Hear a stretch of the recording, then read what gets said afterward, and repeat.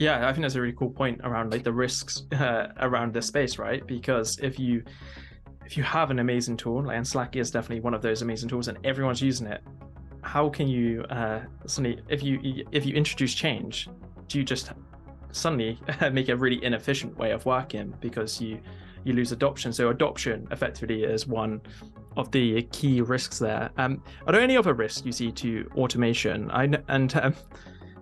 Maybe I'll share like a silly one because I've been talking about automation for a couple of years now. Whenever I write about it, people are like, "Oh no, it can't do stuff like that. Like it can't create records. It can't do this. You need someone to do that."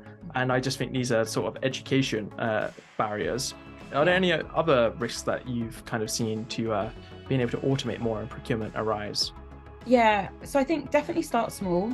So I think, again, everyone thinks of this, like, I suppose, North Star slash panacea version of you need a fully end-to-end automated product which removes loads of human interaction, which is absolutely not where you want to go. You want to get rid of the mundane, repetitive stuff that really like needs data quality is like one of the key things. So I think starting small, like don't buy the whizzy tool at the start, build from the ground up, work out what's broken, work out what works well, and fix things before you kind of do it. And there's that old saying of like, don't outsource what's broken, it will cost you more to manage. And I Yeah, think the same rule applies in this scenario, which is really understand how you are operating as a team, then try and like systemize it, and then move it into tooling, which will then you can start to see, okay, we can make a shortcut here. I'm doing the exact project at the moment. I want, like, for every request that we get, so if it could be I want to work with a new supplier or extend something with an existing one, there are multiple tasks which hang off of that.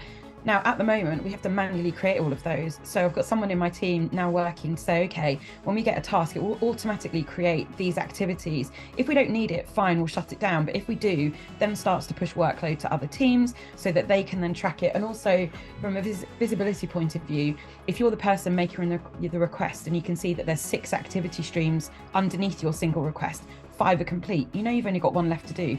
So it's a much easier kind of narrative to kind of like explain to people this is where you are in the journey. So for me, like in this space, definitely start small. And I think the other thing is like find the skills in your team to do this. So when I first joined Monzo, like I was brought in as an ops kind of specialist. I've done this stuff before, but I came into the legal team as a starting point. And actually, lawyers are not set up to do work like this. There is a very, very different mindset. So I think one of the risks that you have is you try and get people that are maybe not suited to this type of activity, trying to drive it through. Actually having someone that geeks out a bit on, writing a bit of code or wants to do workflow and optimization, and their brain naturally thinks that way, you will find your answers much, much quicker. So for me, being multi-skilled in procurement is like understanding operational processes, how to optimize them, and knowing what your end users need or your internal stakeholders, whatever you want to call them, but also what do you need from that system. So for me, the data is key. I want to be able to work out when we're seeing repeat tasks which are low risk. Okay, we've had 10 of those. How can I push it to self-serve? How can we reduce the friction for somebody doing it? And then I think the other thing for me, and like I have, again, being in high growth companies, this is almost like my de facto mode, which is like you have to think and look ahead. Like you have to have a general idea of when something in your team is going to hit a crunch point and break. yeah, So like I remember writing in Slack months before it happened, like I called it, I was like, we're going to outgrow the system in the next 6 months.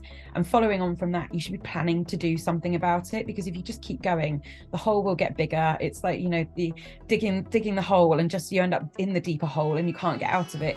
So for me, definitely be forward thinking around like what does your organization need at a particular point in time? And if you're in a high growth company, you should be ahead of the curve. You've got to be, because otherwise you can't scale and you will become like the worst word that you want to be, which is the blocker. And that's not the position that you want to be in. And deservedly so, right? Like you would actually become a true blocker. It's really interesting. Like my last role, like one of the first things I looked at was like, oh, what does our tech stack look like in here? Because we were just building up processes as a greenfield team, probably very much like your role initially at Monzo. It was like, oh, this is kind of working now. We've got repetitive tasks here that we probably need to get rid of. And like, what's the direction we need to be in like 2-3 years time? Because every other part of the business is scaling and we need to at least keep up or get ahead so that we are all in sync. Otherwise, everything is just going to be on us. And as soon as that happens, you lose. We've already spoken about adoption of processes and policies and governance. and then no one wants to use you, right? Like they will just circumvent you at every opportunity.